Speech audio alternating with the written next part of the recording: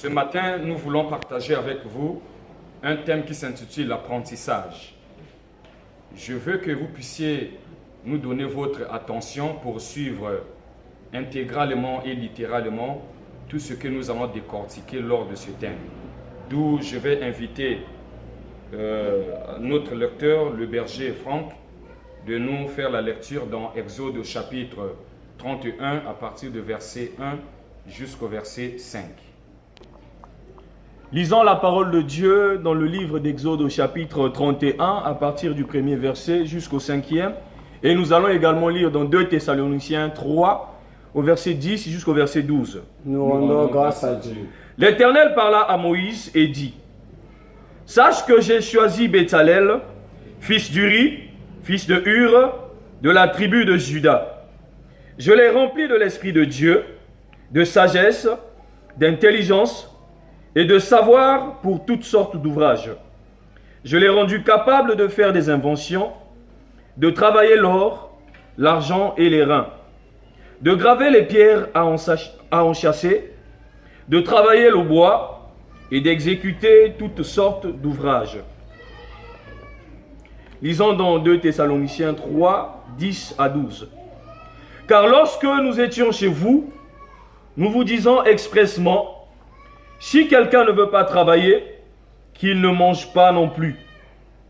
Nous apprenons cependant qu'il y en a parmi vous quelques-uns qui vivent dans le désordre, qui ne travaillent pas, mais qui s'occupent de futilités. Nous invitons ces gens-là et nous les exhortons par le Seigneur Jésus-Christ à manger de leur propre pain en travaillant paisiblement. Voilà, bien aimé, donc ici, nous avions écouté comment on nous a fait la lecture. Je vais répondre un peu, bien aimé, pour que je rentre dans le vif du sujet. Ici, il s'agit de Dieu qui parla à Moïse. Il a dit à Moïse que j'ai choisi Béthalel, fils d'Uri, fils de Hur, de la tribu de Juda. Je l'ai rempli de l'Esprit de Dieu, de sagesse, d'intelligence et de savoir pour toutes sortes d'ouvrages. Écoutez bien aimé dans le Seigneur, nous en tant que chrétiens, ou en tant que commun de mortels en général, il y a beaucoup de gens aujourd'hui qui sont en train de pleurnicher de gauche à droite, tout simplement parce qu'en eux-mêmes, ils ne savent pas comment forger l'intellect que Dieu avait établi. Écoutez bien aimé dans le Seigneur, raison pour laquelle j'ai intitulé mon thème l'apprentissage. Parce que dans la vie, ma soeur, mon frère, aussi longtemps que vous allez rester statique, vous ne seriez jamais indépendant. Alléluia. Amen. Vous seriez seulement dépendant des gens. Il y a des gens aujourd'hui qui sont devenus des grands messieurs, pour ne pas dire des grands garçons, des grandes filles qui ne veulent pas apprendre.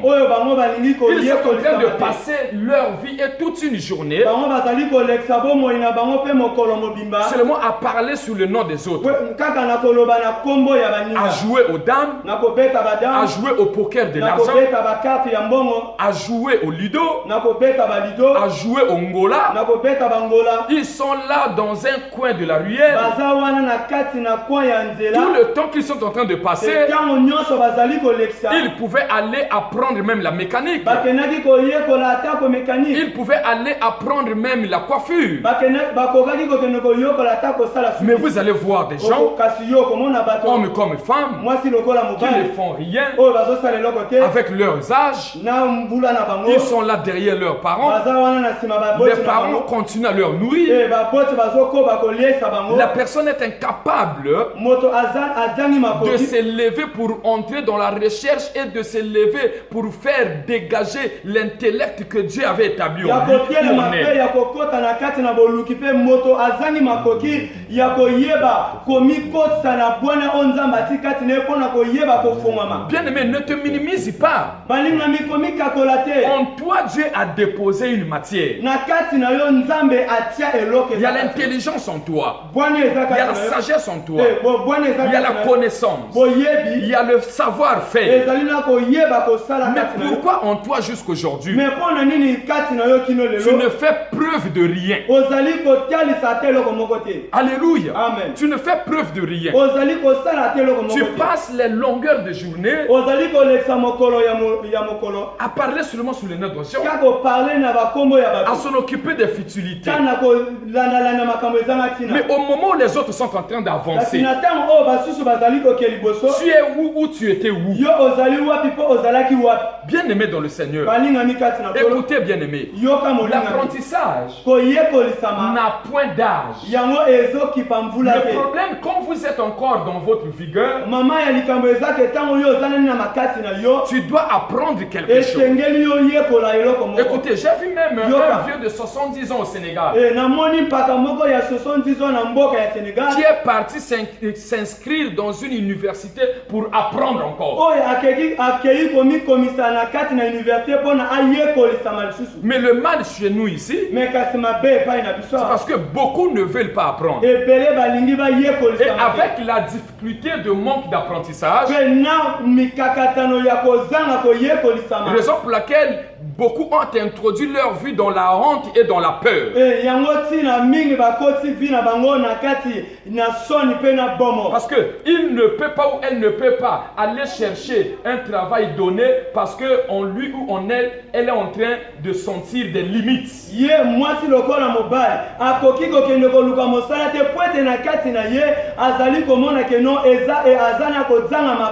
Donc il y a d'autres sphères, il y a d'autres carrés auxquels cette sœur ou ce frère-là ne peut pas y accéder parce qu'en lui-même ou en elle-même, il se sent des limites, il se sent limité.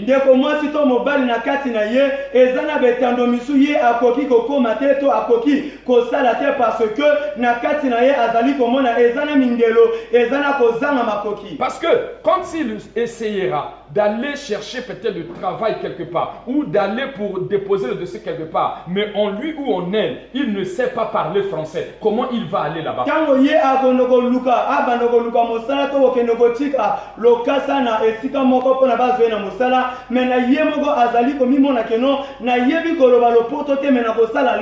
Raison pour laquelle il ou elle se sentira freiné.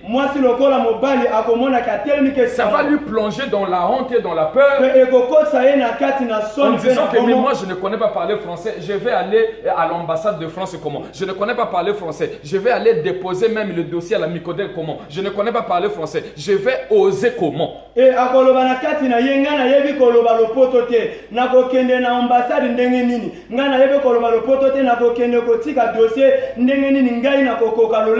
Raison pour laquelle, bien aimé dans le Seigneur, dans notre jargon ici à Brazzaville, on parle même sur les cours du soir. Au lieu de chercher à passer ton temps à parler sur le nom des gens, à divaguer, à créer des médisances, mais prends ce temps-là, va chercher là où il y a une école spéciale que nous appelons les cours du soir pour apprendre au moins le français, pour apprendre au moins une langue qui peut être même l'anglais ou le portugais et qu'on sort.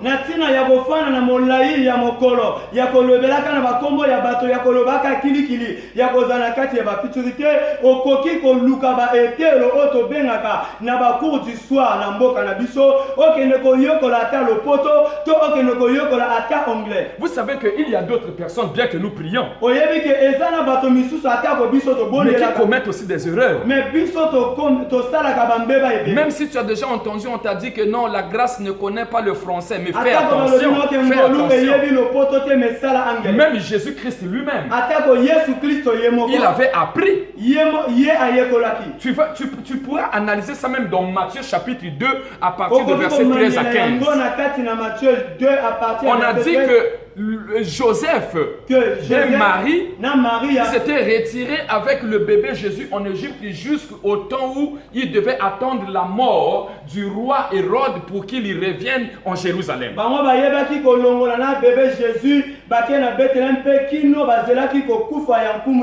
Alléluia. Donc ils se sont retirés avec Jésus en Égypte jusqu'au temps où ils devaient attendre la mort d'Hérode pour revenir en Jérusalem. Mais tout ce temps-là, quand Jésus était en train de grandir, mais il apprenait, raison pour laquelle, à l'âge de 12 ans, il avait commencé de lire le parchemin dans le temple et cela avait dépassé l'entendement même des sacrificateurs, des scribes qui étaient dans le temple.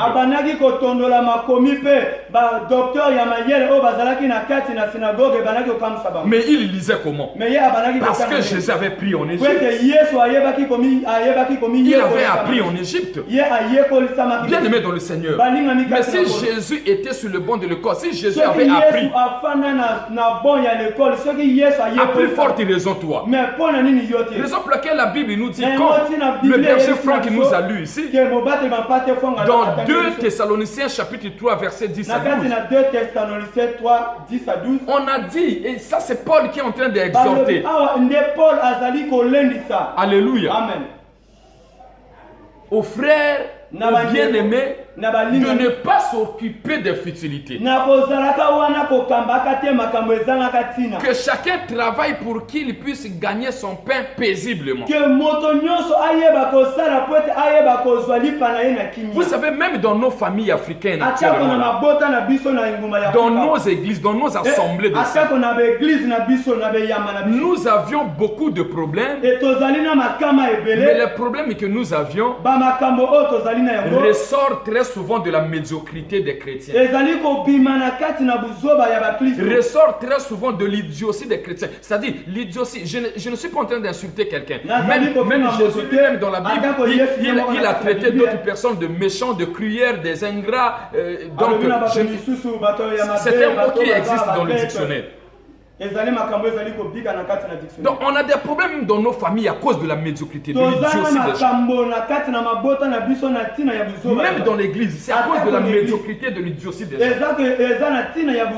Mais si moi je suis en train de travailler paisiblement, même si quelqu'un vient avec un rapport que non, on est en train de parler du mal contre moi, mais je vais m'en foutre de la personne parce que je sais que mon niveau ne le vaut pas. S'il continue ou elle continue à parler du mal contre moi, je m'en fous de ça. Moi, je continue à travailler parce que j'ai un objectif. Si il ou elle n'a pas d'objectif, c'est pas mon problème. Il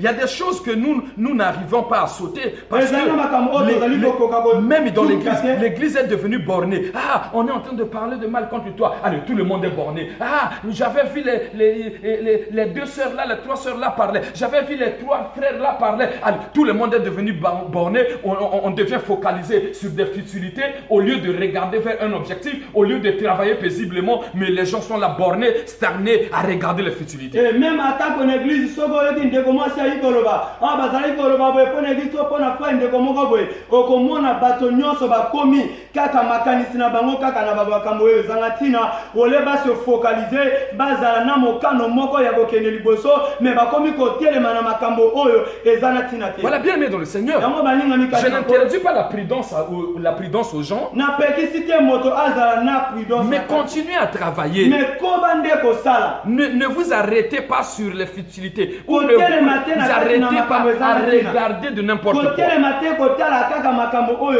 Ma soeur, sort dans les futilités. Mon frère, sort dans les futilités. Cherche à travailler et à gagner ton pain paisiblement. Si l'église a des problèmes, c'est à cause de toi. C'est parce que tu es en train de regarder les futilités. Si l'église a des problèmes, c'est à cause de ta médiocrité. Parce que ta tête n'a rien. Raison pour laquelle il y a des gens qui n'arrivent pas à avancer même dans leur propre commerce. Il y a des gens qui n'arrivent pas à avancer même dans leur propre boulot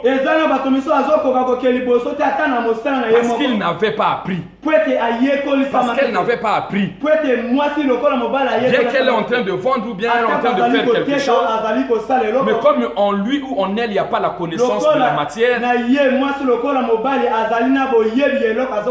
quelqu'un peut venir aussi le duper sans pourtant qu'il le sache. Et c'est comme ça là, au fur et à mesure, et dans 2 matins, le commerce ou l'activité va tomber. Mais quand tu as la matière dans ta tête, tu ne peux pas être une dupe ou un dupe des gens. Écoutez, bien aimé dans le Seigneur, c'est important, bien aimé, quand la tête a la matière, tu ne seras pas là à regarder les futurités, mais tu vas avancer vers ton objectif. Aujourd'hui, l'église n'avance plus sérieusement. C'est à cause des chrétiens naïfs qui n'ont rien dans la tête. Ils viennent seulement pour saturer le pasteur. Ils viennent seulement pour saturer les autres. Aujourd'hui problème, demain problème. Mais où est partie ton intelligence pour que tu puisses sauter ces futilités? Où est partie ta connaissance pour que tu puisses sauter ces futilités? La Bible dit que le salut est individuel. Il est personnel.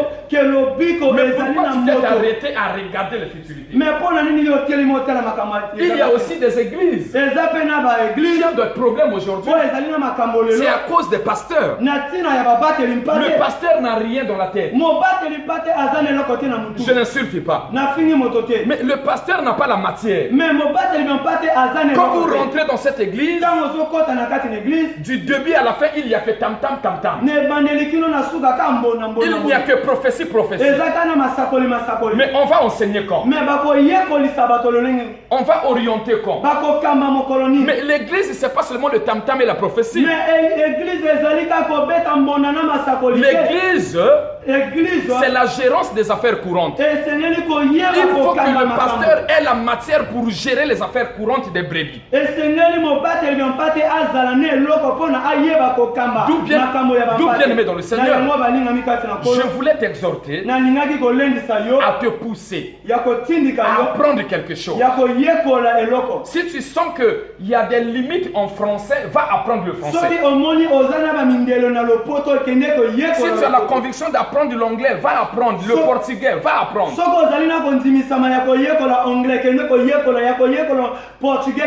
Même si tu exerces quelque chose, tu sens des difficultés parce qu'en toi il n'y a pas la connaissance de la chose. Cherche la personne qui peut t'apporter la connaissance pour que ton activité aille de l'avant. Ne sois pas seulement statique dans l'église. Tu es là, tu attends seulement que le pasteur arrive. Dès que le pasteur arrive, tu jettes un ouf de soulagement en disant que non, comme j'ai vu le Père, aujourd'hui je vais manger. Mais quand le Père te donne, quand ton tour tu le donneras comment? Alléluia. Bien aimé dans le Seigneur, écoutez, je n'en disconviens pas.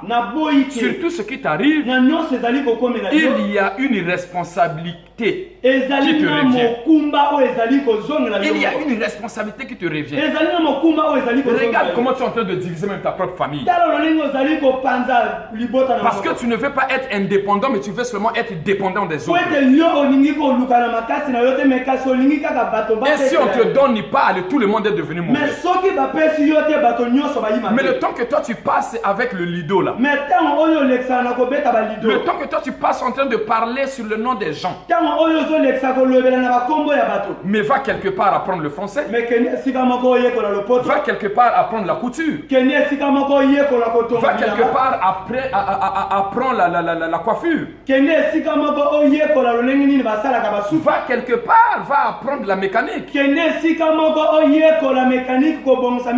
Va dans une université ou dans un institut pour apprendre quelque chose que toi tu veux.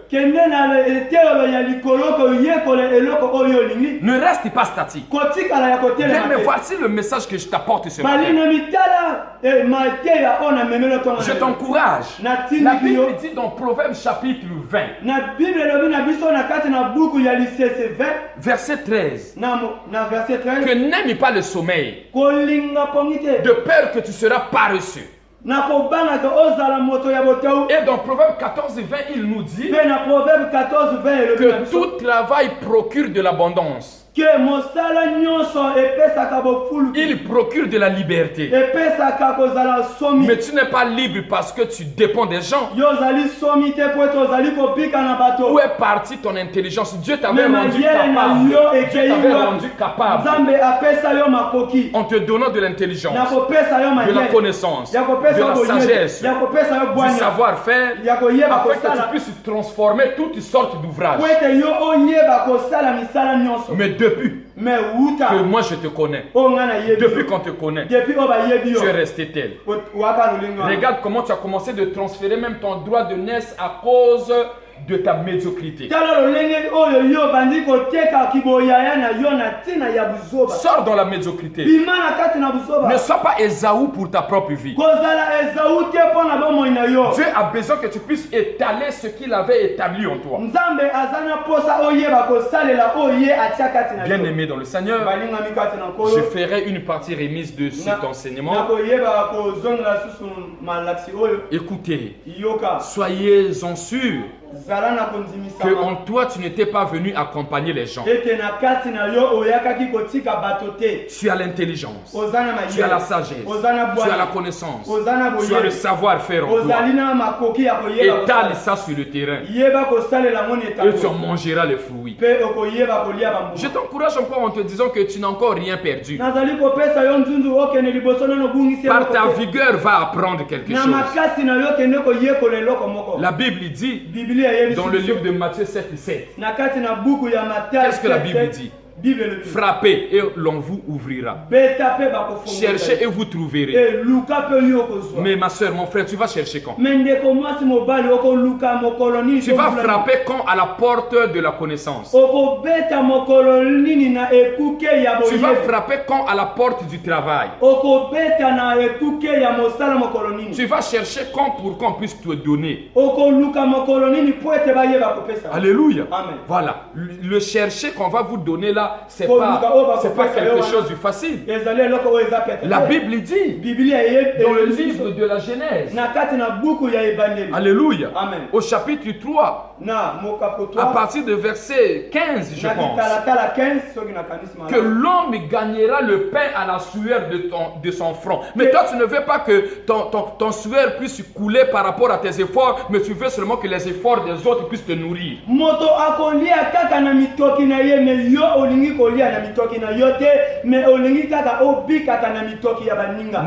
bien aimé dans le Seigneur. Je t'encourage. Je sais que tu as quelque chose en toi. Fais ressortir cela, étale cela, et tu vas agir sous le soleil par rapport à un travail donné que tu vas commencer à faire. Bima kozala papa ngola, bima kozala mama ludo, papa ludo, bima kozala mama pe papa poker, Luca, et Dieu va te bénir. Bien-aimé, voici le condensé du message que je t'ai apporté ce matin. Que mon Dieu te donne la force, le courage. Qu'il enlève le voile de la peur et de la honte en toi. Introduis ta vie dans le terrain de l'apprentissage. Que mon Dieu vous bénisse tous. De partout où vous êtes en train de nous suivre, soyez comblés du courage, soyez comblés de la détermination. Que le voile de la honte et de la peur quitte votre vie. Que mon Dieu vous bénisse.